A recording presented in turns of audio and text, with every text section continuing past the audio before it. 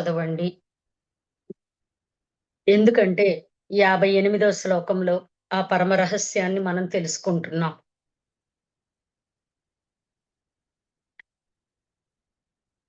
దివ్యాత్మ స్వరూపులారా, మనం నిన్న 57వ శ్లోకం గురించి చెప్పుకున్నాం. మహేశ్వర మహాకల్ప మహాతాండవ సాక్షిణి మహాకామేశ మహిషి మహాత్రిపుర సుందరి. ఓం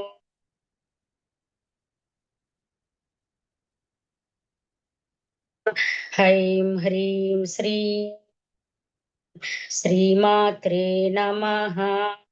ఓం నమః శివాయ. ఓం నమో నారాయణాయ. ఓం శ్రీ గురు పరబ్రహ్మణే నమః. ఓం శ్రీ గురుభ్యో నమః. ఓం శ్రీమాత్రే నమః. 57వ శ్లోకం గురించి కొంచెం చెప్పుకుని అప్పుడు 58వ శ్లోకంలోకి ప్రయాణిద్దాం. మహేశ్వర మహాకల్ప మహాతాండవ సాక్షిణి. తాండవము అంటే నాట్యము. నాట్యము అంటే కదలిక. సృష్టి ఒక విధి విధానంలో కదులుతున్నది. ఏంటా విధి విధానం అంటే, ఒక యుగం తర్వాత ఇంకొక యుగం, ఇంకో యుగం తర్వాత ఇంకొక యుగం, అలా ఒక ఆర్డర్‌లో కదులుతుంది. సత్యయుగము, తర్వాత త్రేతాయుగము, తర్వాత ద్వాపర యుగము, తర్వాత కలియుగము. ఈ కలియుగం అయిపోయిన తర్వాత మళ్ళీ సత్యయుగం ప్రారంభమవుతుంది. ఒక్కొక్క యుగము కొన్ని కొన్ని లక్షలు నిన్న చెప్పుకున్నాం మనం. ఈ యుగానికి, యుగానికి మధ్యలో కొంత విశ్రాంతి ఉంటుంది. దాన్ని యుగ సంధి అంటారు. సంధి కాలము. అంటే పగలు తర్వాత రాత్రి. అంటే వెలుగు తర్వాత చీకటి ప్రవేశించే ముందు కొంత సంధ్యాకాలం ఉంటుంది. అది మనం పట్టుకోలేము. ఉన్నట్టుండి చీకటయిపోతుంది. ఉన్నట్టుండి మళ్ళీ వెలుగులోకి మారిపోతుంది. ఆ సమయాన్ని ఆ వెలుగు చీకటి మధ్య ప్రదేశము, మధ్య సమయం ఉంటుంది. దాన్ని మనం పట్టుకోలేం. ఎందుకు? సూక్ష్మంగా ఉంటుంది. ఇక్కడ కూడా అంతే. ఎలా? ఒక యుగం తర్వాత ఒక యుగము మధ్యలో సంధ్య కాలము, సంధి కాలము, యుగ సంధి అని ఉంటుంది. 4 యుగాలు, 4 సంధ్యలు అంటారు. విశ్రాంతి. సంధ్య అంటే విశ్రాంతి. 4 యుగాలు, 4 సంధ్యలు కలిపితే 8. ఈ 8 సమయాలను మహాయుగము అంటారు. ఇలాంటి 108 మహాయుగాల కాలము బ్రహ్మకు ఒక రోజు అని చెప్పుకున్నాం మనం. ఒక పగలు, మళ్ళీ 108 యుగాల కాలము బ్రహ్మకు ఒక రాత్రి. పగలు, రాత్రి సమయంతో సమానము. ఎందుకు? ఇక్కడ స్థూలముగా ఉంటుంది. పైకెళ్ళేసరికి కాలము సూక్ష్మమైపోతుంది. సూక్ష్మమైన కాలాన్ని విడదీసి లెక్కేసుకుంటున్నాం మనము. అందుకనే దేవతలకు కాలము చాలా చిన్నిగా ఉంటుందనమాట. ఇప్పుడు మన నూరేళ్ల ఆయుష్షు దేవతలకు ఆవలించినట్టనమాట. అంటే మీకు బాగా క్లియర్‌గా అర్థం అవ్వడం కోసం చెప్తున్నాను. కాబట్టి మహాతాండవ సాక్షిని. ఇదంతా అమ్మ సాక్షిగా చూస్తుంది కానీ, ఇందులో తన ప్రమేయం ఏమీ లేదు. ఎందుకు? ఇది ఒకసారి నియామకం జరిగిన తర్వాత దీన్ని మార్పులు, చేర్పులు చేసే ఉద్దేశం దేవతలకి ఉండదు. కాబట్టి మహాతాండవ సాక్షిని. ఎంత బావుందో చూడండి. తర్వాత ఇంకొక మాట చెప్పారు మీకు. మహాకల్పము. కల్పము అంటే ఏంటో తెలుసా అండి? కల్పము అంటే ఇందాక మహాయుగము అని చెప్పుకున్నాం గదా! ఏది 4 యుగాలు, 4 సంధ్యలు కలిపితే దాన్ని మహాయుగము అంటారు. అలాంటి 108 మహాయుగాలు కల్పము. ఇప్పుడు మనము కల్పము అంటే ఏంటి? 108 మహాయుగాలు. ఈ 108 మహాయుగాలను ఒక కల్పమని చెప్పుకుంటే, ఇప్పటికి మనం సృష్టి ప్రారంభమైన తర్వాత 144వ కల్పంలో ఉన్నాము. ఈ కల్పము పేరు శ్వేతవరాహ కల్పము. ఒక్కొక్క కల్పానికి పేరు పెడతారు. ఈ కల్పానికి ఒక బ్రహ్మగారుంటారు. ఆ బ్రహ్మ పేరు వైవస్వతుడు. వైవస్వత మన్వంతరము. ఇవన్నీ కూడా ఎందుకు తెలుసుకోవాలి అంటే జ్ఞానం. తెలియకపోతే వచ్చే నష్టము లేదు. తెలుసుకుంటే వచ్చే లాభం లేదు. దానికి మరి ఇంకెందుకండి ఇవన్నీ తెలుసుకోవడము అంటే, ఈ జ్ఞానం మన వెంట వస్తుంది. జ్ఞానం ఇది. ఇది తెలుసుకుంటే గాని మన జన్మలు పూర్తవ్వవు. అనంతమైన జ్ఞానం ఉంది. ప్రతి జన్మలో కొంత కొంతగా, కొంత కొంతగా అవగాహన చేసుకోవాలి. మహాతాండవము. మహాతాండవం అంటే కదలిక. ఈ సృష్టి, తర్వాత స్థితి, తర్వాత లయ. ఈ సృష్టి, స్థితి, లయలు అయిపోయిన తర్వాత మళ్ళీ అదంతా అమ్మ శరీర గర్భంలోకెళ్ళిపోయి, మళ్ళీ గర్భంలోంచి మళ్ళీ బయటకొస్తుందనమాట. ప్రళయ కాలంలో మొత్తం అంతటిని తన లోపలికి తీసుకొని, తానే మళ్ళీ కక్కేస్తుంది. అందుకే 56వ శ్లోకంలో మహాభైరవ పూజిత అన్నారు. అంటే ఏంటి? ఇదంతా అద్భుతంగా జరుగుతుంది. దీన్ని కీర్తించడం, దీన్ని పూజించడం, కొలవడం మన వల్ల కాదు. కొలవడము, కొలవలేము. అందుకే ఇక్కడేం చెప్పారు? మహాకామేశ మహిషి. ఇదంతా కూడా తన శక్తితో నడిపించబడుతున్నది. అమ్మ శక్తితో.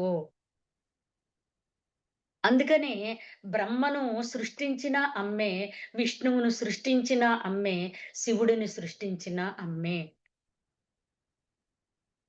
అందుకే అమ్మనేమన్నారు? మహాకామేశ మహిషి. కోరిక, మహా కోరిక, గొప్పదైన కోరికతో ఈ సృష్టిని అద్భుతముగా నిర్మించింది. మహా త్రిపుర సుందరి. త్రిపురములు, 3 పురములు. అందుకే మనది త్రిలింగ దేశము అంటారు. ఎందుకు త్రిలింగ దేశం అన్నారు? మనం భారతదేశంలో మాత్రమే తపస్సుకి అనువైన వాతావరణం, అనువైన భూమి ఉంటుంది. అనువైన శరీరాలుంటాయి. కాబట్టి లింగము అంటే ఆత్మ. ఈ ఆత్మ 3 శరీరాలలోనూ కదులుతుంది. అన్నమయ కోశం, ప్రాణమయ కోశం, మనోమయ కోశం. లింగము అంటే ఆత్మ. లింగం అంటే రాయి కాదు. చాలా మంది శివలింగం, శివలింగం అంటే శివుడి యొక్క స్వరూపం అనుకుంటున్నారు. కాదు. అది ఆత్మ యొక్క స్వరూపము. ఆత్మ జడము, ఆత్మ చైతన్యము అని చెప్పడం కోసమే. కాబట్టి 3 శరీరముల్లో కా స్థూల శరీరము, సూక్ష్మ శరీరము, కారణ శరీరము. ఈ 3 శరీరాల్లో కూడా అమ్మ తాండవం చేస్తుంది. మహా త్రిపుర సుందరి. సుందరి అంటే శక్తి. విశ్వమయ ప్రాణశక్తి. త్రిపురములు, 3 పురములు. నిన్న మనం అద్భుతంగా చెప్పుకున్నాం. మీరేం కన్‌ఫ్యూజ్ అవ్వక్కర్లేదండి. మనకి ఎన్ని యుగాలో. ఇంకొక రహస్యం చెప్తాను. నిన్న ఒక బంగారు తల్లి నాకొక మెసేజ్ పెట్టారు. అది ఇప్పుడు మాట్లాడాలి మనం. ఎందుకో తెలుసా? నేను క్లాస్‌లో అడిగితే బాగోదేమోనని అడగలేకపోయానండి. మళ్ళీ ఈ కలియుగం అయిపోయిన తర్వాత మళ్ళీ కృతయుగము, మళ్ళీ త్రేతాయుగము, మళ్ళీ ద్వాపర యుగము ఇలా మొదలవుతాయని చెప్పారు కదా! అంటే మళ్ళీ రాముడు పుడతాడా? మళ్ళీ కృష్ణుడు పుడతాడా? నేను అని ఆవిడ మెసేజ్ పెట్టారు. నాకు చాలా ఆనందం అనిపించింది అలా అడిగితే. ఎందుకో తెలుసా? ఒక్క విషయం చెప్పాలి మీ అందరికి ఆ సందర్భంగా. ఎందుకంటే ఇలాంటి డౌట్‌లు చాలా మందికి రావచ్చు. మనం అవకాశం ఉన్నంత వరకు, నాకు తెలిసినంత వరకు నా నాలెడ్జ్‌లో ఎందుకంటే నాకు తెలిసింది ఆవగింజంత. అందులో నేను అవగాహన చేసుకున్నది చెబుతున్నాను. రాముడు, కృష్ణుడు మీరు చూసిన రూపాలలో ఉన్నారు కదా! వాళ్ళు మళ్ళీ అలాగే రారు. రాముడుగా ఎందుకొచ్చాడు? రావణాసురుడిని సంహరించడానికి. కృష్ణుడిగా ఎందుకొచ్చాడు? కంసుడిని సంహరించడానికి. మీరడిగే ప్రశ్నలో మళ్ళీ కంసుడు పుడితే, మళ్ళీ రావణాసురుడు పుడితే, మళ్ళీ వాళ్ళిద్దరు అదే రూపాల్లో వస్తారా? విచిత్రమైన ప్రశ్నది. కాబట్టి శ్రీదేవి ఈ రూపంలో వచ్చే జన్మలో రాదండి. ఈ రూపం ఒక జన్మకే. రెండవ జన్మలో ఈ రూపం ఉండదు. మరి మనకే రూపాలు మారిపోతే ఇంక దేవుళ్ళకి రూపాలు అందుకే దేవుళ్ళకి అనేక రూపాలు ఉంటాయని చెప్పడమే అష్టోత్తరం. అష్టోత్తర నామాలు, సహస్రనామాలు ఇవన్నీ ఏంటో తెలుసండి? నామాలు ఎన్నున్నాయో రూపాలు అంతకంటే రెట్టింపు, రెట్టింపు, రెట్టింపు, రెట్టింపు, రెట్టింపు ఉంటాయి. అనంతమైన రూపాలు. మనం ఊహించలేము, వర్ణించలేము. మీరు అడిగిన ప్రశ్న బావుంది. కానీ నా సమాధానం కూడా బావుంటది. ఒక్కసారి వినండి. అదేంటి అంటే, మనము ఇప్పుడు 2023లో ఉన్నాం కదా! మనకి ఒక 5000 సంవత్సరాలు వెనకాల ద్వాపర యుగం. ఆ ద్వాపర యుగంలో కృష్ణుడు. మనం చాలా దగ్గరగా ఉండడం వల్ల ఆయా దేవతలను కొలుస్తున్నాము. మీకింకో రహస్యం కూడా చెప్తాను. ఇదే ద్వాపర యుగంలో ఇదే శ్రీకృష్ణుడున్నప్పుడు శ్రీకృష్ణుడిని దేవుడనుకోలేదు ఎవరును. సామాన్య మానవుడిలాగే చూసారు. త్రేతాయుగంలో కూడా రాముడినెవరు పూజించలేదు. తన సమానమైన వ్యక్తిగానే చూసారు. మహారాజులా చూసారు గాని దేవుడిలా పూజలు చేయలేదు. త్రేతాయుగ వాసులు, ద్వాపర యుగ వాసులు పూజలు చేయలేదు. ఒక మహారాజులా చూసారంతే వాళ్ళని. దాన్ని బట్టి మీరు అందుకే పురాణాలు కూడా ఎలా పడితే అలా వినకూడదండి. చాలా జాగ్రత్తగా అవగాహన చేసుకోవాలి. అందులో సూక్ష్మాతి సూక్ష్మమైన జ్ఞానం ఉంటది. అది పట్టుకోవాలి. సూక్ష్మ దృష్టితో చూస్తే తెలుస్తుంది. కాబట్టి ఇప్పుడు మనం వాళ్ళు ధర్మంగా నడుచుకున్నందుకు వాళ్ళని పూజిస్తున్నాం. ఇంకొక రహస్యం కూడా చెప్తాను. ఆ బంగారు తల్లికి నిన్న మెసేజ్ పెడితే నాకెంత ఆనందం కలిగిందో. ఆ మెసేజ్ చదివి. నిజమే కదా! ఇలాంటి డౌట్‌లు ఎంతమందికొస్తాయో కదా! అనుకున్నాను నేను. వాళ్ళు మీరు చూసిన రూపాల్లో రారు. రూపాలు మారిపోతాయి. దానికి ఒక చిన్న ఉదాహరణ చెప్తాను. మనకి ముందు యుగం ద్వాపర యుగం. ద్వాపర యుగంలో అందరూ కూడా ఇంద్రుణ్ణి పూజించేవారు. ఇంద్ర పూజలు. ఇంద్రుణ్ణి పూజించేవారు. శ్రీకృష్ణ భగవానుడు జ్ఞానం అందరికీ ఆత్మజ్ఞానం అందించడం కోసం మీరు పూజలు ఆపేసేయండి. ఇక ఇంద్రుడికి పూజలు చేయాల్సిన అవసరం లేదు అని చెబితే, ఇంద్రుడికి కోపమొచ్చి వర్షం కురిపించాడు. పిడుగులతో కూడిన వర్షం. నా పూజలు ఆపేయమంటాడా కృష్ణుడు అని కోపమొచ్చి విపరీతమైన వర్షం కురిపిస్తే ద్వారకలో ద్వారకను ముంచేద్దాం అనుకున్నాడు. అప్పుడు శ్రీకృష్ణుడు చిటికెన వేలు మీద గోవర్ధనగిరి పర్వతం ఎత్తి ద్వారకని రక్షించేశాడు మొత్తం. పశువుల్ని, పిల్లల్ని అందరిని. ఇప్పుడు మనకేం అర్థం అవ్వాలి? ఆ యుగంలో ఇంద్రుడిని పూజించారు అని అర్థం అవ్వాలి. అందుకని ఒక్కొక్క యుగంలో, ఒక్కొక్క కాలములో మీకింకా బాగా అర్థమయ్యేటట్టు చెప్తాను. ఒక యా ఒక 100 సంవత్సరాలు వెనక్కెళ్తే షిరిడి సాయిబాబా అంటే ఎవరికీ తెలీదు. అవునా కాదా? హమ్మయ్య!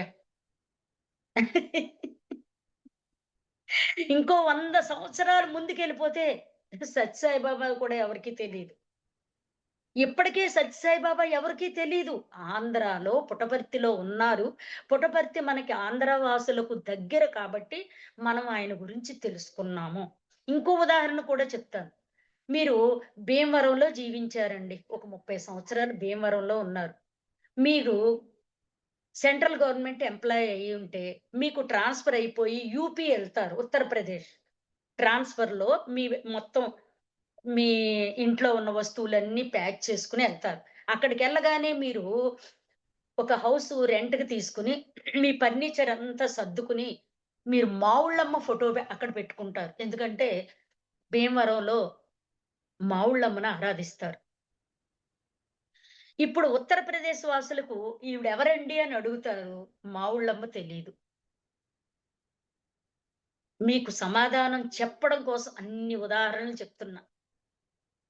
రాముడొస్తాడా? కృష్ణుడొస్తాడా? అని అడిగితే, నేను మావుళ్ళమ్మ వస్తదా మళ్ళీ?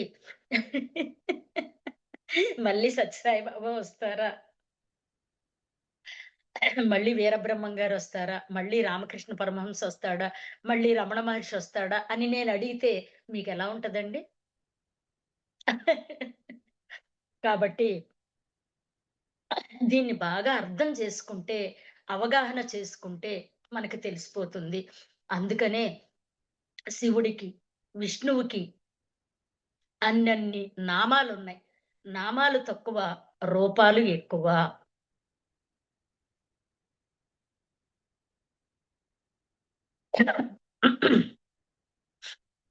మనకి కలియుగంలో అందించిన సమాచారం ప్రకారం బ్రహ్మకు గుడి లేదని, బ్రహ్మకు ఒక శాపమని, అలాగే విష్ణువుకి, శివుడికే పూజలు, గుళ్ళు ఉన్నాయని చెప్తారు. దాని ప్రకారమే మనం జీవిస్తున్నాము. ఇప్పుడు కాదు, మన పిల్లలు, మన పిల్లలు, పిల్లలు, పిల్లలు ఒక 400 సంవత్సరాల తర్వాత ఈ దేవతలెవ్వరు ఉండరు. ఇంకో కొత్త దేవతలొస్తారు. తర్వాత ఈ దేవతల ఫోటోలు పాతయయిపోతాయి. ఎవరైనా దాచుకుంటే ఇవెవరు అంటే అమ్మమ్మ, మా నానమ్మ, మా ముత్తమ్మమ్మ కాలంలో ఈయన్ని పూజించేవారంట అని చెప్పుకుంటారు. సో, బంగారు తల్లికి బాగా అర్థమైందని భావిస్తున్నాను. దాని మీద మీరు కూడా కొంత రీసెర్చ్ చేసి సాధన చేస్తూ ఉంటే సమాధానములు మనకి లభిస్తాయి. Thank you. Thank you. Thank you very much. ఎందుకంటే ఈరోజు ఇంకో అద్భుతమైన శ్లోకాన్ని చెప్పుకోవాలి. ఈ అమ్మ మనము శ్లోకము స్టార్ట్ చేయొచ్చు. నెక్స్ట్ శ్లోకం. అది రికార్డ్ చేస్తున్నారు. లైవ్ ఇవ్వడానికి కుదరలేదు. నాకు సడన్‌గా పవర్ పోయింది. సార్ రికార్డ్ స్టార్ట్ చేశారు. సో, మీరు కంటిన్యూ చేసేయొచ్చు. మరి తర్వాత ఓకే అండి. ఎడిట్ చేసి యాహ్! పెడతారు సార్. ఓకే. ఇప్పుడు మనం 58దో శ్లోకంలోకి ప్రయాణించొచ్చు కదా! అవునమ్మా. లక్ష్మి మేడం. అవునమ్మా. ఓకే. ముందుగా ఈరోజు కో హోస్ట్‌లుకి అలాగే ఈ సెషన్‌లో ఉన్న దేవాది దేవుళ్ళు, దివ్యాత్మ స్వరూపులైన సాక్షాత్తు శ్రీ లలిత అంశాత్మ స్వరూపులకు, యూట్యూబ్‌లో ఉన్న సాక్షాత్తు లలిత అంశాత్మ స్వరూపులకు నా హృదయపూర్వక కృతజ్ఞతలు, ధన్యవాదాలు. ఇంత అద్భుతమైన అవకాశం ఇచ్చిన భిక్షం గారికి, సుచిత్ర మేడం గారు, సాక్షాత్తు శ్రీ లలితా స్వరూపులకు నా ధన్యవాదాలు, కృతజ్ఞతలు, ఆత్మీయ ప్రణామాలు. ఈరోజు మనం 58దో శ్లోకంలోకి ప్రయాణిస్తున్నాము. ఓం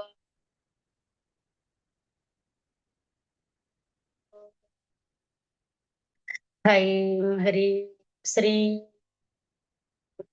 శ్రీమాత్రే నమః.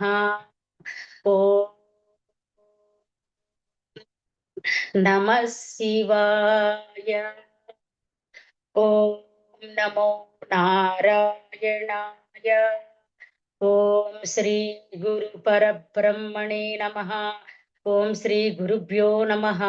ఓం శ్రీమాత్రే నమః. ఓం శ్రీమాత్రే నమః. చతుషష్ట్య ప్రచారాఢ్య చతుషష్టి కళామయీ మహాచతుషష్టి కోటి యోగిని గణసేవిత. ఈ శ్లోకం కూడా 57 శ్లోకం లాగా చాలా చాలా లోతుగా ఉంటుంది. అర్థం చేసుకోవడానికి చాలా కన్‌ఫ్యూజ్ అయిపోతా ఉంటాం మనం. హ్మ్. చాలా చాలా కన్‌ఫ్యూజ్ అయిపోతూ ఉంటాం ఈ శ్లోకం.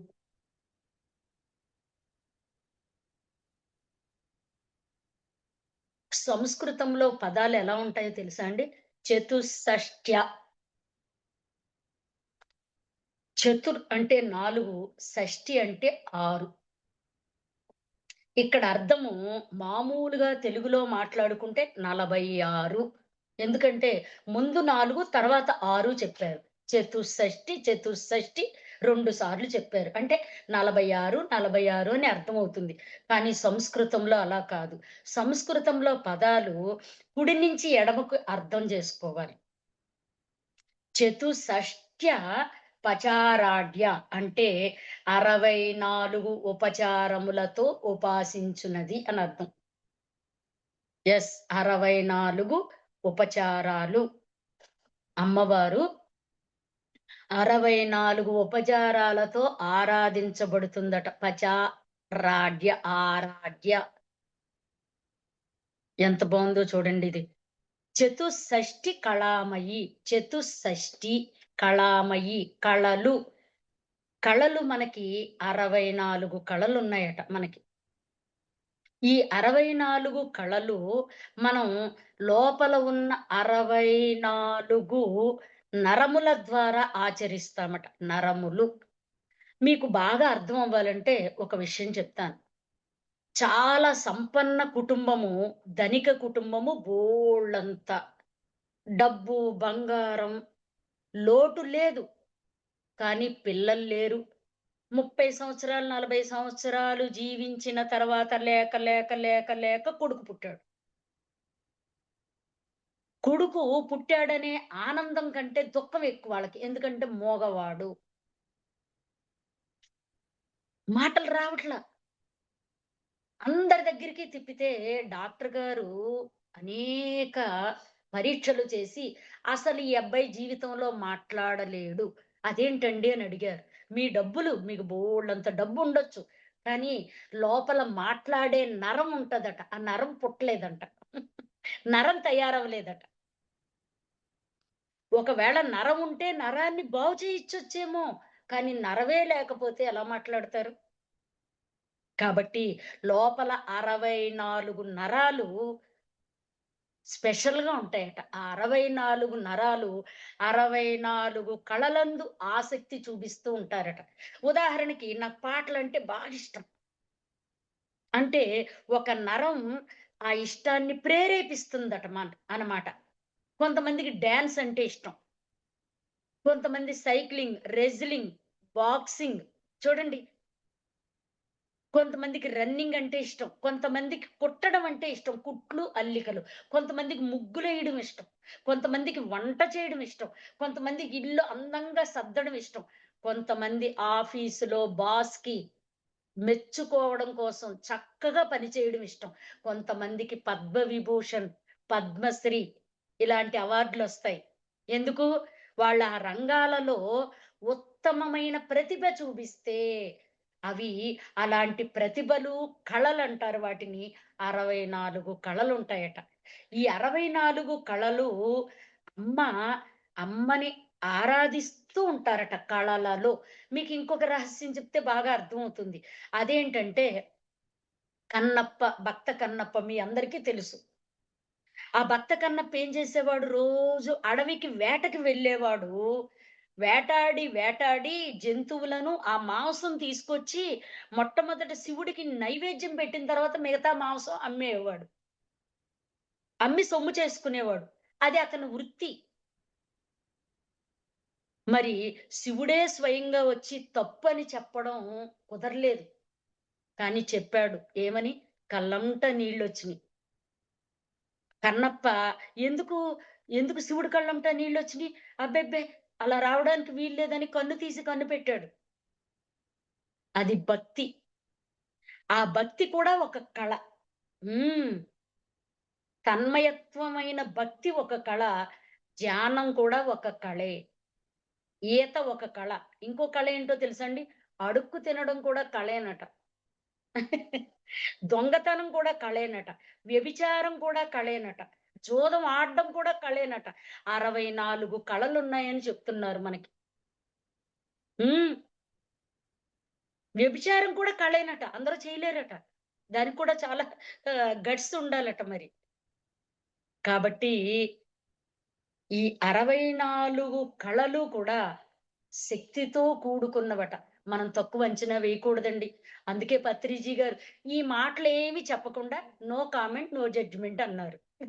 సింపుల్‌గా, సింపుల్‌గా చెప్పేశారు. నాకందుకే గురువుగారి మాటలంటే చాలా ఆయన మాటలు వేద మాటలు. వేదాలలో ఉన్న విషయాలను సామాన్యమైన ప్రజలకు సామాన్యమైన భాషలో అందించేశారు. అందుకని అడుక్కు తినేవాళ్ళను కూడా విమర్శించకూడదు. జూదం ఆడేవాళ్ళను కూడా విమర్శించకూడదు. ఒకవేళ మనం విమర్శిస్తే మనకా దోషం అంటుకుంటుంది. ఇన్ని మాటలెందుకు? నోరు మూసుకొని, కళ్ళు మూసుకొని సమాజానికి దూరంగా ఎళ్ళిపోయారు. ఈ విషయాలన్నీ తెలుసుకొని ఋషులు, మునులు. ఇన్ని మాటలెందుకు? కాబట్టి ఇక్కడ చతుషష్ట్య పచారాఢ్య ఈ కళలను ఆరాధించడంలో కూడా ఒక శక్తి ఉంది. కళలలో కూడా శక్తి ఉంది. ఆ కళలు 64 కళలుగా మనకి అందిస్తున్నారు. ఇంకోటి వంట చేయడం కూడా కళే. యుద్ధము కూడా కళ. అలాగే వైద్య వృత్తి అది కూడా ఒక కళ. లాయర్ అది కూడా ఒక కళ. ఎన్ని కళలున్నాయోనండి. సంసారం ఒక కళ, సన్యాసం కూడా ఒక కళ. కాబట్టి ఇన్ని కళలు ఒ ఎవరు, ఎవరు ఏ జన్మలో ఏదో ఒక కళలో నిష్ణాతులై ఉంటారు. అందుకే మనకి అన్ని వందల, వేల, లక్షల, కోట్ల, కోట్ల, కోట్ల, కోట్ల జన్మలు భూమి మీదకొస్తాము. ఈ కళలన్నీ పొందడం కోసం. ఈ కళల ద్వారా తల్లిని, శక్తిని ఆరాధిస్తున్నాము. శక్తి ఈ కళలతో తృప్తి పడుతూ ఉంటుంది. అమ్మ యొక్క ఆట ఇదంతా అద్భుతమైన ఆట భూమి మీద. అందుకే 'తనకల్ల భరిణి' ఒక మాట అన్నారు. ఆట కదరా శివా ఆట కద కేశవ. యెస్. ఆట కదరా శివ ఆట కద కేశవ ఆట కదరా నీకు అమ్మ తోడు. అమ్మ తోడుగా ఇదంతా ఆట జరుగుతుంది. ఆట కదరా శివ ఆట కద కేశవ ఆట కద జననాలు ఆట కద మరణాలు ఆట కద జననాలు ఆట కద మరణాలు మధ్యలో ప్రణయాలు ఆట నీకు. కదా తెలుసు, ముందు మరణం ఉందని తెలుసు. అయినా సరే మనం ప్రణయ కలాపాలు, అదే కామములు, కోరికలు. అందుకే ఇక్కడ 64 కళలలో ఏ కళ ద్వారా అయినా సరే జగజ్జనని జగన్మాతను ఉపాసించవచ్చును. అమ్మని ఆరాధించవచ్చు.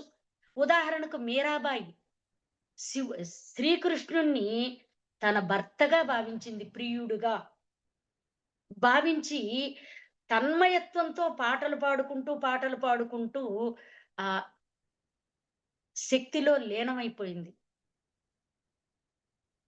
అంటే పాటలు కూడా ఒక కళ. అనేక ప్రవృత్తులు ఉన్నాయట. వృత్తులు, ప్రవృత్తులు అవే కళలు. ఆ కళల ద్వారా ముక్తి కూడా పొందేవారు చాలా మంది ఉన్నారు అని చెప్తున్నారు. భక్త కన్నప్ప ముక్తి పొందలేదండి. భక్త తుకారాం ముక్తి పొందలేదా? ఎంతమంది ఉన్నారో కళల ద్వారా. ఈ 64 కళలను 64 శక్తి తత్వాలు అంటారు. శక్తి తత్వాలు. తత్వము అంటే కళ. మానవ శరీరంలో 72,000 నాడులు అతి ముఖ్యమైన నాడులు. ప్రాణనాడులు అంటారు వాటిని. ప్రాణనాడులు. ఆ నాడులలో శక్తి ప్రవేశిస్తూ ఉంటదట. నాడులలో శక్తి ప్రవేశిస్తూ ఉంటది. ఆ శక్తి భౌతిక పదార్థముతో కూడి ఉంటదటండి. భౌతిక పదార్థముతో. అంటే మన శరీరంలో నరాలన్నీ ఎలా తయారైనయి? అమ్మ తిన్న ఆహారము రక్తముగా మారి, ఆ రక్తము ముందు రసముగా మారి, ఆ రసం నుంచి ఈ శక్తి నాడులన్నీ తయారైనయి. ఎముకలు, నాడులు. అమ్మ తిన్న ఆహారమేనండి శరీరం. అందుకే గర్భిణీ స్త్రీగా ఉన్నప్పుడు ఎలాంటి ఆహారం తీసుకుంటే అలాంటి బుద్ధులొస్తాయి. బుద్ధులు. సాత్విక ఆహారం తీసుకుంటే సాత్వికమైన బుద్ధులు. రాజసిక ఆహారం తీసుకుంటే రజోగుణం. రజోగుణంతో కూడిన బుద్ధులొస్తాయి. నిలవను అందుకనే గర్భిణీ స్త్రీని నిల వస్తువులు తినొద్దు అంటారు. తామసిక ఆహారము, తమస్సు, బద్ధకము. అందుకే గర్భిణీ స్త్రీకి వేడి వేడి అన్నం, వేడి కూరలు తొందరగా మంచిదని పెడతారు. ఇక్కడ కూడా మనలో శక్తి నాడులుంటాయట. ఆ శక్తి నాడులలో భౌతిక పదార్థములు, అణువులు, పరమాణువులు ఉంటాయట. అవి 64,00,00,000 లెక్క పెట్టారట. అణువులు 64,00,00,000 కోట్ల అణువులు. ప్రతిరోజు కొన్ని వందల అణువులు చనిపోతూ ఉంటాయి. మళ్ళీ కొత్త అణువులు పుడుతూ ఉంటాయి. మన శరీరంలో ప్రతిరోజు జరిగే చర్య అది. ఒక్కొక్క అణువు వయస్సు 3 డేస్, 3 రోజులు అణువు. 3 రోజులకొక్కసారి అంటే ప్రతిరోజు అణువు యొక్క కాలము 3 రోజులు. ప్రతిరోజు వందల వేల అణువులు మలంలాగా బయటికెళ్ళిపోతాయి. మూత్రంలో బయటికెళ్ళిపోతాయి. ఈ లోపల ఉన్న 72,000 నాడులు శక్తి నాడులు. ఇవి శక్తి సేనలు, శక్తి సేవకులు లోపల. ఇవి దైవ శక్తులు. దైవానికి అంటే శక్తికి పరిచారకులు. దేవతలనమాట. మన శరీరంలో 64 కోట్ల మంది దేవతలున్నారంట. నేను నమ్మనండి అన్నారనుకో, మిమ్మల్ని నమ్మించాల్సిన అవసరం ఎవరికీ లేదు. ఇప్పుడు నమ్మకపోయినా తర్వాత జన్మల్లో అయినా సరే మీరు నమ్ముతారు సాధన చేసి. ఇప్పుడు వింటున్నారంతే. ఇప్పుడు కేవలం మీరు వింటున్నారు. తర్వాత జన్మల్లో సాధన చేస్తారు. సాధన ద్వారా చూస్తారు కూడా, తెలుసుకుంటారు. మానవ శరీరంలో ప్రాణశక్తిని శ్రీ లలితా త్రిపుర సుందరి అని పిలుస్తున్నారు. యెస్, ప్రాణశక్తి. ఇప్పుడు కాదండి. నేను ప్రారంభం నుంచి చెబుతూనే ఉన్నాను. ఏమని? మానవ శరీరము సజీవ శ్రీచక్ర మహాయంత్రము. దివ్య క్షేత్రము, శక్తి క్షేత్రము. మొదటి నుంచి ఎందుకు చెప్తున్నాను? ఆల్రెడీ మనం 58వ శ్లోకంలోకి ఎలాగో వెళ్ళిపోతాం. ముందు నుంచే మీకు చెబుతూ వస్తున్నాను. అది ఇప్పుడు పక్కా అని మీకు అర్థమైపోతుంది. శరీరంలో ఆ దైవశక్తి అనే ప్రాణశక్తి యొక్క ఆజ్ఞ ప్రకారము 64 కోట్ల ప్రాణనాడులు సన్న సన్న సన్న సన్న సన్న తీగల్లాగా ఉంటాయట. చాలా సన్నగా. అవి చూడ్డానికి కూడా కుదరదు. అంత సూక్ష్మాతి సూక్ష్మాతి సూక్ష్మమైన నాడులు.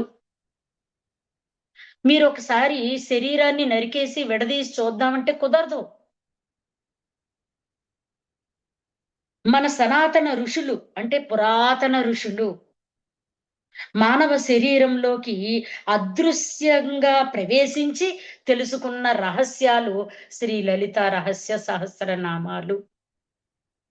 ఋషులకి అబద్ధం ఆడడం రాదండి. వాళ్ళు అబద్ధాలాడరు. వసిన్యాది వాగ్దేవతలకు అబద్ధాలాడడం రాదు. అగస్త్య హయగ్రీవుల వారికి అబద్ధాలాడడం అలవాటు లేదు. శ్రీదేవి అబద్ధాలాడుతుందండోయ్. కానీ నెమ్మదిగా ఆ అసత్యం ఆడకూడదు అని తెలుసుకుని దాన్ని కూడా అలవాటుగా సత్యం చెప్పడం, అలవాటు చేసుకోవడం కోసమే సాధన. అందుకే సాధన చెయ్యాలి మనం. సాధన చేస్తే ఏదో ఒక కళ వస్తూనే ఉంటుంది. ఏదో ఒక గొప్ప శక్తి మనం పొందుతూనే ఉంటాము. అలా మాట్లాడకూడదు, ఇలా మాట్లాడాలి. అలా చూడకూడదు, ఇలా చూడాలి. అలా వినకూడదు, ఇలా వినాలి. ఈ మార్పులన్నీ వస్తాయి. అవెలా వస్తాయి? మన శరీరములో ప్రాణశక్తి. ఆ ప్రాణశక్తి ఉత్తేజితమవుతుంది. ఉత్తేజితమైనప్పుడు నాడులలో ప్రాణశక్తి 72,000 నాడులు శుద్ధయిపోతాయి. ప్రాణశక్తితో శుద్ధి. శుద్ధయిపోతే మనకి ఇదిగో ఇలాంటి కళలన్నీ వస్తాయి. కళ అంటే శక్తి. కళ అంటే శక్తి. అందుకే చతుషష్ఠి గుర్తుపెట్టుకోండి సంస్కృతంలో. చతుషష్ఠి అంటే 46 కాదు, 64. వెనక నుంచి ముందుకొస్తారు.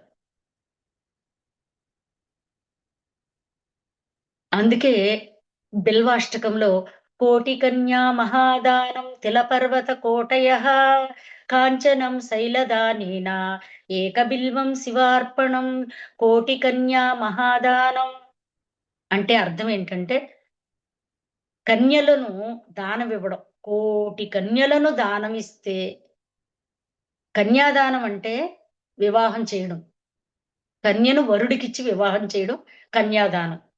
కానీ ధ్యానం చేస్తే కోటి కన్యాదానాలు చేస్తే ఎంత శక్తో ధ్యానం చేస్తే అంత శక్తి పొందుతారట. అందుకే ఇక్కడేం చెప్తున్నారు? మహా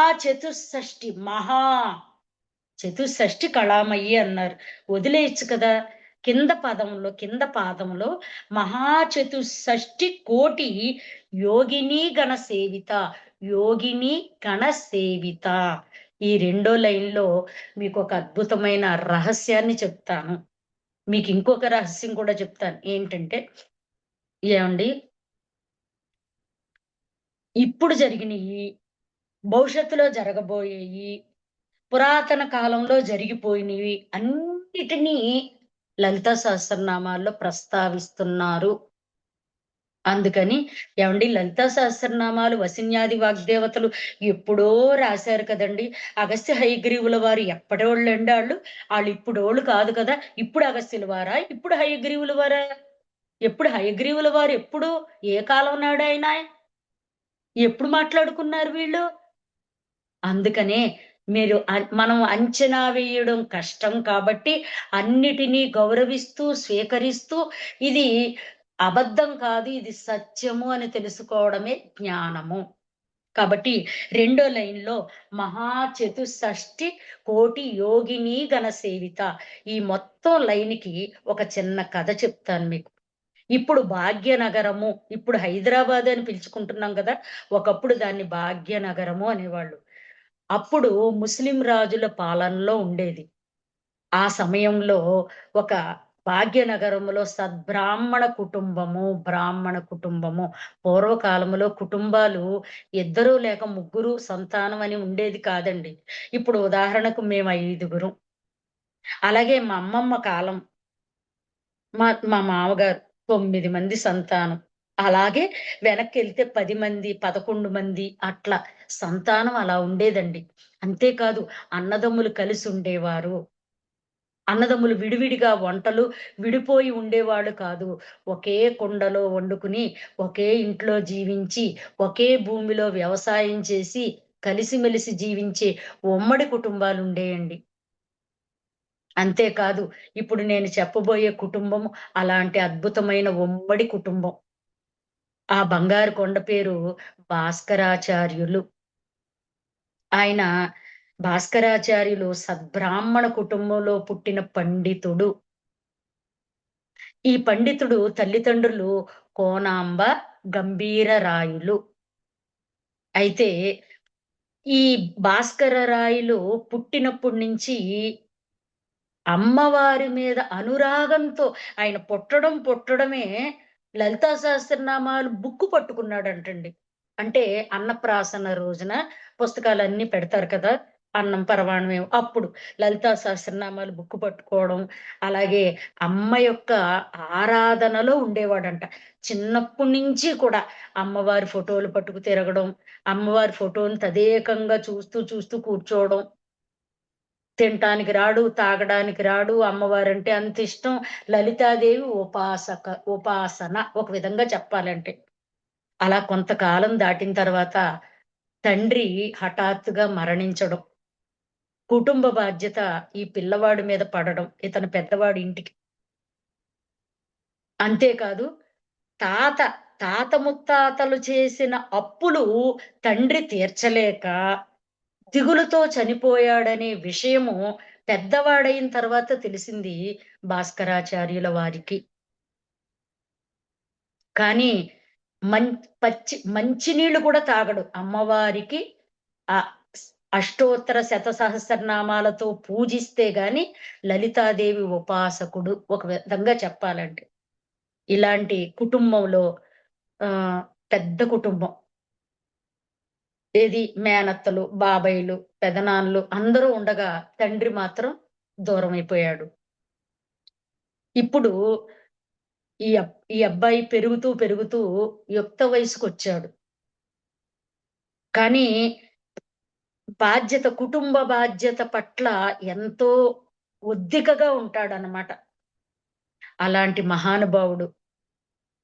అమ్మ పేరు చెప్పకుండా అమ్మ ఎప్పుడు నోట్లోంచి లలిత నామమే తప్ప ఇంకో నామం వినపడదు. అలాంటి ఉపాసకుడు ఒకరోజు అర్ధరాత్రి ఆ పట్టె మంచం మీద పడుకున్నప్పుడు, ఆ గదంతా వెలుగుతో, వెలుగుతో, వెలుగుతో నిండిపోయింది. గదిలో తానొక్కడే ఉన్నాడు. ఎవరూ లేరు. విచిత్రం. అందరూ ఎక్కడికెళ్లారో తెలీదు. తానొక్కడే ఉన్నాడు. అర్ధరాత్రి ఎవరో తట్టినట్టు లేపితే మెలుకువ వచ్చి కూర్చున్నాడు మంచం మీద. గదంతా వెలుగు. ఎదురుగా అమ్మవారు లలితా స్వరూపము చేతిలో చెరుకు గడతో అబ్బబ్బా! అద్భుతమైన దర్శనం. భాస్కరా అని పిలిచింది. ఆయన మత్తొదిలి కళ్ళు నులువుకొని ఒక్కసారి చూసాడు. ఎదురుగా లలితాదేవి. భాస్కరా అని పిలిచింది. ఆ పిలుపుకు మైమరిచిపోయాడు.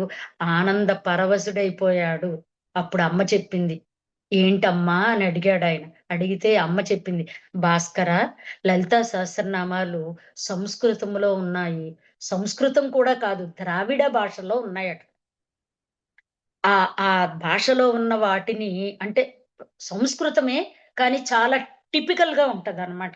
ఇప్పుడు సంస్కృతం కాదు. ఆ సంస్కృతంలో ఉన్న లలిత రహస్య సహస్రనామాలు నువ్వు తెలుగులోకి రాయాలి అని చెప్పి అడిగింది అమ్మవారు. దేవతలు రాగానే చటుక్కునొచ్చి చిటుక్కున మాయమైపోతారు. ఎక్కువ సేపు ఉండరు. నువ్వు లలితా సహస్రనామాలను తెలుగులోకి అనువదించు అని చెప్పిందమ్మ. వెంటనే ఈయన మత్తు వదిలించుకుని వెంటనే "అమ్మ, అమ్మ ఆగు, ఆగు" అన్నాడాయన. ఎదుగో ఎక్కడైతే మాయమైపోతదేమోనని. ఈవిడ "ఏమిటి నాయనా" అని అడిగింది. అడిగితే "అమ్మా ఆహ్, రుణగ్రస్తులు శాస్త్రాలు రాయకూడదట. శ్లోకాలలో ఉన్న అంతరార్థాలు, శ్లోకాలు రాయకూడదట. ఎందుకు రాయకూడదంటే రుణగ్రస్తులు, వ్యభిచారం చేసేవారు, దొంగతనం చేసేవారు, దారి దోపిడీలు చేసేవారు ఇలాంటి వాళ్ళందరూ శాస్త్రాలను అనువదించకూడదు. ఒక భాషలోంచి ఇంకో భాషలోకి తర్జుమా చేయకూడదు. అందుకని నేను రుణగ్రస్తుడను. నేను రాయకూడదమ్మా" అన్నాడంట. అంతే వెంటనే ఆవిడ మాయమైపోయింది. ఇప్పుడు ఈయనకి ఎంత దిగులో. ఎందుకంటే అమ్మవారొచ్చి సంస్కృతంలో ఉందయ్యా. ఏది లలితా సహస్రనామ దాన్ని తెలుగులోకి రాయి. తెలుగులో ఈజీగా అందరూ చదువుకుంటారు. రాబోయే రోజులలో సంస్కృతం ఉండదు. మిగతా భాషలన్నీ బయటకొస్తాయి. అందుకని తెలుగులో అందరూ చదువుకుంటారు కాబట్టి, నువ్వు తెలుగువాడివి కాబట్టి తెలుగులో రాయని అడగడానికి వచ్చింది అమ్మవారు. ఈయన రాస్తానమ్మా అనొచ్చు కదా! అహా! నేను రుణ బాధలో ఉన్నాను. మా తాత ముత్తాతలు అప్పులు జేశారు. ఆ అప్పులన్నీ నేను తీర్చాలి. రుణగ్రస్తులు రాయకూడదటమ్మా అని అన్నాడు ఈయన. వెంటనే ఆవిడెళ్ళిపోయింది. ఇప్పుడు ఈయనకెంత బాధో, దిగులో, దిగులు, దిగులు, దిగులు. ఎప్పుడు తెల్లవారుతదా? ఇది నిజమేనా అని గిచ్చుకున్నాడు. గిచ్చుకుని ఆ! నిజమే. నాకు మెలుకువొచ్చింది. అమ్మ కనపడడం నిజమే. అమ్మ చెప్పడం నిజమే. నేను రాయనని చెప్పాను అని తెగ బాధ. తెల్లవారుతుంది. కన్నతల్లి అందరికంటే ముందు లెగుస్తుంది. ఎందుకంటే భాస్కరాచార్యులు స్నానం చేసి రాగానే పూజకు సరిపడే అన్నీ అమరుస్తుందక్కడ. పువ్వులు, ప్రసాదం అన్నీను. అందుకని గబగబా అలికిడి వినిపించి తల్లి దగ్గరికెళ్ళిపోయాడు. తల్లి దగ్గరికెళ్ళి రాత్రి జరిగిందంతా చెప్పాడు. అమ్మ ఇలా జరిగిందంటే, "అయ్యో! ఎంత పని చేశావు నాయనా! సాక్షాత్తు ఆదిపరాశక్తి మన ఇంటికొచ్చి ఈ విషయం చెబితే నువ్విలా అనడం భావ్యమేనా? వద్దు నాయనా! ఎందుకు నాయనా అలా చేశావంది. ఏమోనమ్మా! సరేలే అయిపోయిందేదో అయిపోయింది. నేను మనశ్శాంతి లేదు. నాకు రాత్రి నుంచి దిగులుగా ఉంది. కనీసం పూజ చేసుకుంటానమ్మా అంటే, అన్నీ సర్దుంచాను నాయనా పూజకి అని ఆవిడ దిగులుగా కూర్చుంది. ఈయన అదే దిగులుతో స్నానం చేసి, అదే దిగులుతో పూజా మందిరం దగ్గరికెళ్ళి పూజా మందిరం తలుపులు తీశాడు. ఆ పూజా మందిరంలో పంచలోహాల శ్రీ లలిత దేవి విగ్రహం పాదాల దగ్గర ఇన్ని పేపర్‌లు కట్టుంది. ఇంత పేపర్‌లు దస్తావేజుల కట్ట. ఇప్పుడు ఆ దస్తావేజుల కట్ట అక్కడికెలా వచ్చిందో తెలీదు. అసలు ఈ పేపర్‌లేంటి అని చెప్పి ఆ పూజా మందిరంలో ఉన్న పేపర్‌లన్నీ తీసి, తీసి ఒళ్ళో పెట్టుకొని చూస్తే అవి వాళ్ళ ముత్తాత చేసిన అప్పు. దానికి వడ్డీతో సహా వడ్డీ, చక్రవడ్డీ, బారు వడ్డీ అయితే ఆ ముత్తాత చేసింది తాత తీర్చలేకపోయాడు. తాత తండ్రి తీర్చలేకపోయాడు. తాత తర్వాత తన తండ్రి తీర్చలేకపోయారు. అంటే 3 తరాల నుంచి వస్తున్న అప్పది. ఇప్పుడు ఈ పేపర్‌లు అంటే ఈ పొలం, ఇల్లు, భూములు ఆళ్ళకున్న మొత్తం ఆస్తి అంతా కూడా ఆ దస్తావేజులన్నీ ఒరిజినల్స్ అక్కడ కట్టున్నాయి. అయి ఒళ్ళోకి తీసుకొని ఆశ్చర్యపోయి, ఆ కట్టనిలా గుండెలకు హత్తుకుని తల్లి దగ్గరికొచ్చి, "అమ్మా ఈ కట్ట పూజా మందిరంలో ఎవరు పెట్టారు? మన ఇంటికి ఎవరైనా వచ్చారా?" అని అడిగాడు. "నాకు తెలీదు నాయనా. నేను పొద్దుట ప్రసాదం, పువ్వులు అన్నీ పెట్టినప్పుడు తలుపులేసినట్టున్నాయి. నేనేం తీయలేదు. నువ్వు తీసి అన్నీ శుభ్రం చేసుకుంటావు కదా ప్రతిరోజు. నేనెందుకు ముట్టుకోవడమని నీకన్నీ ఏర్పాట్లు మాత్రం చేశాను నాయనా. నాకు తెలీదన్నాడు." ఇంట్లో ప్రతి ఒక్కళ్ళని అడిగాడు. ఈ పేపర్‌లు ఇక్కడికి ఎవరు పెట్టారు? ఎవరు పెట్టారు? మాకు తెలీదంటే మాకు తెలీదన్నారు. ఇప్పుడు ఈయనకేం చేయాలో తోచక ఈ పేపర్‌లన్నీ తీసుకొని ఎక్కడ తనఖా పెట్టారో ఆ సెట్టు గారి దగ్గరికెళ్ళిపోయారు. సేటు గారి దగ్గర. అంటే సెట్టి అంటారు. అప్పట్లో వ్యాపారస్తులు ఇవన్నీ పెట్టుకొని డబ్బులిచ్చేవారు. వడ్డీలు వసూలు చేసుకునేవారు. ఇప్పుడు ఆ శెట్టి గారి దగ్గరికెళ్ళిపోయారు. అంత పొద్దుటే తెల్లవారుజామునే గబగబా తలుపులు బాదుతున్నాడాయన. బాదుతుంటే ఆ శెట్టి గారికి మెలుకువ వచ్చి తలుపు తీసి ఒక్కసారే అడిగాడు ఏమని, "ఏంటి భాస్కర్ రాయుడు గారు ఇలా వచ్చారు" అని. ఇలా వచ్చారు అంటే ఈయన చెప్తున్నాడు ఏమని, "ఈ పేపర్‌లన్నీ మా తాత ముత్తాతల కాలం నాటి నుంచి మీ దగ్గర పెట్టుకుని డబ్బులు తెచ్చుకుని మేము మా కుటుంబ జీవనం జీవిస్తున్నాము. ఇప్పుడు ఈ పేపర్‌లు మా ఇంట్లో ఉన్నాయి. ఈ దస్తావేజులు కట్ట. ఈ దస్తావేజులు ఎవరికిచ్చారు మీరు?" అని అడిగితే, "నిన్న ఒక ఆవిడొచ్చిందయ్యా. మీ పెద్దమ్మని చెప్పింది. అంత బొట్టు పెట్టుకుంది. ఆ బోలెడన్ని నగలేసుకుంది. పెద్ద పట్టు చీర, ఇంత అంచు. ఆ! అసలు చూస్తుంటే ఒక దేవతలా ఉంది. సామాన్యమైన మనిషిలా లేదు. మీ పెద్దమ్మ గారంట, నేను భాస్కరాచార్యులకు పెద్దమ్మనవుతానండి అని మీకు నాకివ్వలసిన వడ్డీ మొత్తం లెక్క కట్టి మూట అక్కడ పెట్టేసి లెక్క పెట్టుకోమని ఆ దస్తావేజులన్నీ అడిగి తీసుకెళ్ళిందయ్యా. అసలు కళ్ళు తిప్పుకోలేకపోయాననుకో నేను. నేను అసలు కాన్షియస్‌లో కూడా లేను. అదొక స్థితిలో ఉన్నాను నేను. ఎందుకంటే అంత శక్తిని, అంత అందంగా, ఇంత అందమైన స్వరూపాన్ని నేను నా జన్మలో చూడలేదు. కళ్ళు తిప్పుకోలేకపోయాను. ఆ శక్తి ఏం శక్తో. అవును, ఇంతకీ మీ పెద్దమ్మ గారు ఎక్కడుంటారు అని అడిగాడట ఆయన. ఈయన ఇంకేం మాట్లాడాలో తెలియక ఏడుస్తూ వలవల ఆ దస్తావేజులు కట్ట గుండెకి హత్తుకుని ఇంటికొచ్చేసాడాయన. ఇంటికొచ్చేసి ఆ పూజా మందిరం మీద కూర్చుని మందిరం ముందు కూర్చొని ఏడుస్తున్నాడు. ఏమని? "అమ్మా! నా కోసం, నా కోసం శ్రమపడి నా తాత ముత్తాతలు చేసిన అప్పంతా తీర్చేసావా తల్లి." చూసారా? దైవానికి సాధ్యము కానిదేదీ లేదు. కాబట్టి ఈ క్షణమే నేను మంచినీళ్ళు కూడా తాగను తల్లి. నేను నీ లలితా సహస్రనామాలను తెలుగులోకి అనువదిస్తాను. సంస్కృతంలో ఉన్నయని మరి ఇంట్లో కుటుంబ సభ్యులందరికీ చెప్పి, తల్లి దగ్గర సెలవు తీసుకొని, "అమ్మ మీరు హాయిగా ఇక నుంచి మనం ఎక్కడ ఎవరికీ కూడా బాకీ లేము. కాబట్టి అందరూ తలో పని చేసుకుంటూ కుటుంబాన్ని హాయిగా గడుపుకుందాం. నాకు మాత్రం కొంతకాలం విశ్రాంతినివ్వండి. నేను కాశీ వెళ్తున్నాను. గంగ ఒడ్డున కూర్చొని లలితా సహస్రనామాలన్నీ తెలుగులోకి రాసి అప్పుడొస్తాను" అని చెప్పి ఆయన కాశీ ప్రయాణం ఎళ్ళిపోయి గంగా నది ఒడ్డున కూర్చొని లలితా సహస్రనామాలు ఒక్కొక్క శ్లోకము తెలుగులోకి అనువదిస్తున్నాడు. యెస్. 60, 57 శ్లోకాలు తెలుగులోకి రాసేసాడాయన. ఒక్కొక్క శ్లోకము రాస్తుంటే ఆ ఊర్లో ఆహ్, ఆ గంగ ఆ కాశీలో ఆ ప్రాంతమంతా శక్తితో నిండిపోయిందట. అక్కడికొచ్చిన వాళ్ళందరూ ఆయనకి దండం పెట్టడం. పండో, కాయో ఏదో ఒకటి పాలు, పరమాన్నం, ఏదో ఒకటి తీసుకొచ్చి ఆయన దగ్గర పెట్టడం. ఆయనకి దండం పెట్టడం, వెళ్ళిపోవడం. ఇలా అందరూ వచ్చి ఆయనకి దండం పెట్టి ఆయన్ని దేవుడిలాగా భావిస్తూ ఉంటే అక్కడ ఉన్న పూజారులకి అసూయ కలిగింది. అసూయ కలిగి కొంతమంది పూజారులొచ్చి ఈయన్ని భుజాలు పట్టుకుని పైకి లేపి కొట్టినంత పని చేసి, "నువ్వెక్కడి నుంచొచ్చావు? నువ్వు ఏ ప్రాంతం నుంచొచ్చావు? ఇక్కడికొచ్చి కూర్చొని నువ్వేం చేస్తున్నావు?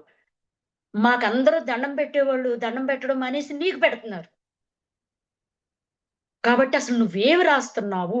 మాకు చూపించు. ఏ ప్రాంతం వాడివి? ఈ ప్రాంతానికి ఎందుకొచ్చావు? ఎవరు రమ్మన్నారు నిన్ను? ఇదంతా మా ప్రాంతం." చూడండసలు. ఈర్ష్య, అసూయ, ద్వేషాలు ఎలా ఉంటాయో పగలు, ప్రతీకారాలు ఇప్పుడే కాదండి. ఆది శంకరాచార్యుల కాలంలో కూడా ఉన్నాయి ఇవి. ఎప్పుడూ ఉంటాయి, ఎప్పటికీ ఉంటాయి. అప్పుడాయన చెప్పారట. ఏం రాస్తున్నావో చూపించు అంటే, అప్పుడు 58వ శ్లోకం రాస్తున్నాడు. చతుషష్ట్య పచారాఢ్య చతుషష్టి కళామయీ మహాచతుషష్టి కోటి యోగిని గణ సేవిత. ఏంటో దీని అర్థం చెప్పు అన్నారంట ఎగతాళిగా. మనం 33,00,00,000 దేవతలు అంటున్నాం కదా! కాదు 64 కోట్ల మంది దేవతలున్నారని చెప్తున్నాడట. ఓసోసి నీ ఇష్టమేనేంటి? నీ ఇష్టం వచ్చిన అంకెలు చెప్పేస్తున్నావు. 64,00,00,000 ఒద్దు గాని 64 మంది దేవతలను చూపించు చూద్దాం అన్నారట. తప్పకుండా చూపిస్తాను అని కళ్ళు మూసుకొని కూర్చుని అమ్మని ప్రార్థించి ఒక్కొక్క దేవతని పిలుస్తున్నాడంట ఆయన. ఆయన పిలుస్తుంటే ఒక్కొక్క దేవత వచ్చి పేరు చెప్పి, ఏం ఆయుధాలు వాడుతుందో చెప్పి, ఆవిడ ఎందుకు సృష్టించబడిందో చెప్పి మాయమైపోతుందట. అలా 64 మంది దేవతలు భాస్కరాచార్యుల దగ్గరికి వచ్చి వాళ్ళ పేర్లు చెప్పారు కాబట్టి, అక్కడ కాశీలో ఆళ్ళ పేర్లతో 64 ఘాట్లు కట్టారు. ఇప్పటికీ ఉన్నాయి 64 ఘాట్లు, 64 మంది దేవతల పేర్లుతో. కానీ ఇక్కడ 64,00,00,000 అన్నాడాయన. 64 మంది వస్తేనే తట్టుకోలేకపోయారే. ఒక్కొక్కళ్ళు ఆ శక్తిని చూడలేక మూర్ఛపోతున్నారట. మూర్ఛపోయారు. ఆఖరికి ఒక్కాయన మాత్రం గబగబా ముందుకొచ్చి అందరి మీద కమండలంలో ఉన్న నీళ్లు చల్లి అందరిని సృహ నుంచి తప్పించి ఎవరనుకున్నారాయన? సాక్షాత్తు పరమేశ్వర రూపము ఆ భాస్కర్ రాయలు వారు. పరమేశ్వరుడి యొక్క ప్రతిరూపము. ఆయన్ని మీరు గుంజేసి, బాధించి ఆ! అని చెప్పారు. ఎందుకంటే ఇది ఈ 58వ శ్లోకం గురించి ఎవరు ఎక్కడ చెప్పరు. శ్రీ లలితా సహస్రనామాల్లో ఇంత అర్థం ఉంది 58వ శ్లోకంలో. మీరెవరినైనా అడిగినా కూడా వాళ్ళు 64 కళలుంటాయి, 64 కోట్ల మంది దేవతలు ఉంటారు అని చెప్పలేరు. ఇప్పుడు 64 కోట్ల దేవతలు కూడా మానవ శరీరంలో తిష్ట వేసుకుని అణువుల రూపంలో ఉన్నారటండి. హ్మ్. ఏవండీ ఇది నమ్మాలా అంటే నాకు తెలీదు. అందులో ఉన్నది ఉన్నట్టు చెప్తున్నాను. నమ్మాలో వద్దో మీ ఇష్టం. అందుకే మై డియర్ గాడ్స్ అన్నారు పత్రిజీ గారు. My dear masters, my dear friends. ఎంత అద్భుతమైన సంబోధన. ఇది కల్పితము కాదు. యదార్థముగా జరిగిన సంఘటన సత్యము. లలితా సహస్రనామాలని ఎంతో మంది తెలుగులోకి రాశారు. అందులో ఒకరు ఆది శంకరాచార్యులు. ఇప్పుడు మనం చెప్పుకున్నది భాస్కరాచార్యులు గురించి చెప్పుకున్నాము.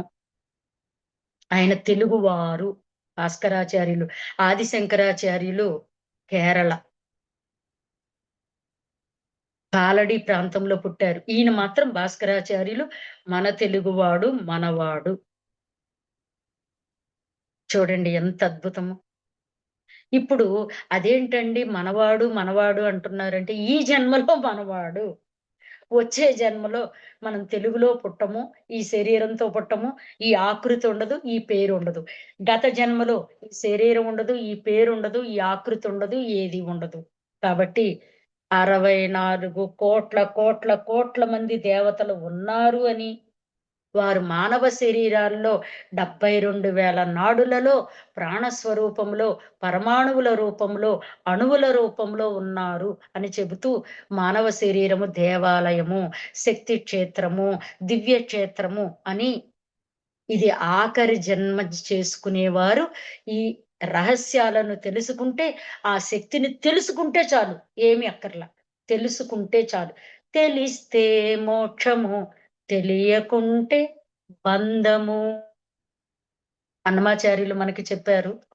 మరి ఈ మహా చతుషష్ఠి కోటి యోగిని గణ సేవిత అనే పదానికి అంతరార్థం చెప్పుకున్నాము కథ రూపంలో. ఈ 56వ శ్లోకం మానవ శరీర నిర్మాణము, 57వ శ్లోకము అందులో ఉన్న తత్వము, 58వ శ్లోకము శక్తి, ఆ తత్వములో ఉన్న శక్తి. హయగ్రీవులు సాధకుడైన అగస్త్యుల వారికి ఈ శరీర శాస్త్రము గురించి, ఈ శరీరములో ఉన్న విశ్వశక్తి గురించి, ఆ విశ్వశక్తితో ఎలా అనుసంధానం అవ్వాలో, ఈ శాస్త్రము భక్తి జ్ఞాన వైరాగ్యములను పొందించే శాస్త్రమని శ్రీ లలిత రహస్య నామావళి చాలా జాగ్రత్తగా అర్థం చేసుకుని మనలో ఉన్న అల్పత్వాన్ని తొలగించుకోమని చెబుతున్నారు హయగ్రీవుల వారు అగస్త్యుల వారితో.